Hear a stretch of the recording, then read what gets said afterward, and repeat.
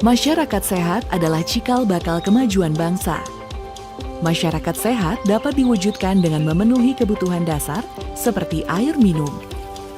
Oleh karenanya, air minum yang berkualitas harus dapat diakses dengan mudah oleh masyarakat. 89% rumah tangga di Indonesia telah memiliki sumber air minum yang layak dan terlindungi. Sayangnya, hanya 6,9% sumber air minum masyarakat masuk dalam kategori aman untuk dikonsumsi.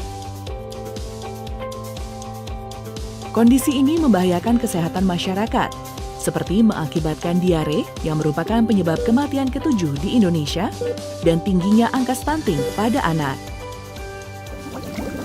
Untuk meningkatkan kualitas hidup dan kesejahteraan bagi sekitar 270 juta penduduk Indonesia, pemerintah Indonesia turut mengejar pencapaian target ke-6 Tujuan Pembangunan Berkelanjutan atau SDGs, yaitu akses universal air minum dan sanitasi pada tahun 2030.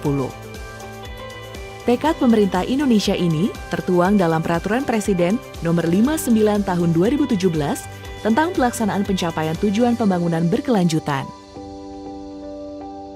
Upaya Indonesia untuk menyediakan air minum aman kepada masyarakat telah diatur sebelumnya dengan Peraturan Pemerintah Nomor 122 Tahun 2015 tentang Sistem Penyediaan Air Minum, yang kemudian diperkuat dengan Undang-Undang Nomor 17 Tahun 2019 tentang Sumber Daya Air.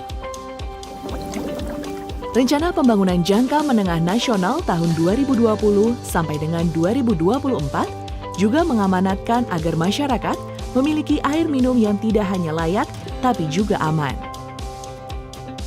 Dalam 5 tahun ke depan, pemerintah Indonesia menargetkan 15% akses air minum aman dan 100% akses air minum layak, yang 30% diantaranya berasal dari jaringan perpipaan.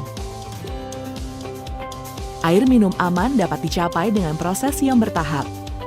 Akses air aman dapat dicapai jika memenuhi 4 aspek.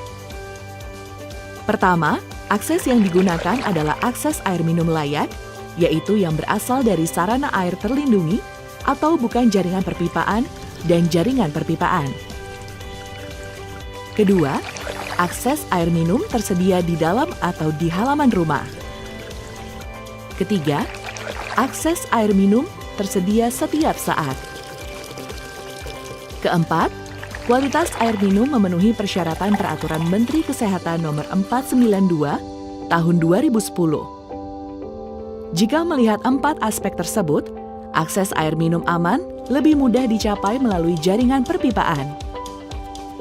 Untuk memenuhi hak masyarakat akan air minum aman, pemerintah Indonesia juga telah merancang beberapa program pendukung yang saling terkait, yaitu Rencana Pengamanan Air Minum atau RPAM, Pengawasan Kualitas Air Minum atau PKAM, dan Sanitasi Total Berbasis Masyarakat atau STBM Pilar Ketiga. Pemerintah Indonesia mengembangkan RPAM, sebuah pendekatan yang membantu penyelenggara SPAM untuk memberikan air minum aman bagi konsumen dengan mengidentifikasi dan memitigasi risiko yang membahayakan kualitas air minum dalam sistem penyediaan air minum yang dikelola. Di tingkat konsumen atau rumah tangga, telah dikembangkan program edukasi akan pentingnya air minum aman melalui Pilar 3 STBM. Dinas Kesehatan hingga kader masyarakat terus mengedukasi masyarakat tentang pengelolaan air minum aman di rumah tangga agar masyarakat menjadi lebih sadar akan pentingnya air minum aman. Untuk memastikan bahwa program dijalankan dengan baik, layanan air minum aman dan memenuhi kualitas sesuai standar yang sudah ditetapkan, Dinas Kesehatan dan penyelenggara SPAM melakukan pengawasan kualitas air minum.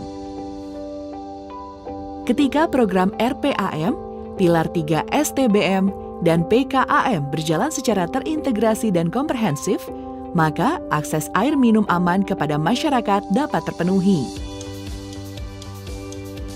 Namun, tidak dipungkiri, pencapaian air minum aman pada seluruh wilayah layanan PDAM merupakan tantangan.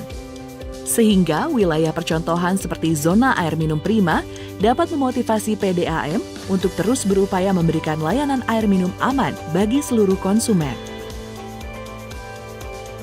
Pengalaman warga mengkonsumsi air minum aman dari keran akan menjadi cerita sukses kepada masyarakat lainnya dari segi kesehatan bahkan dari segi ekonomi, di mana mereka tidak perlu lagi membeli air kemasan. Kolaborasi antar program dan berbagai pihak pelaksana terkait adalah kunci mencapai air minum aman bagi semua.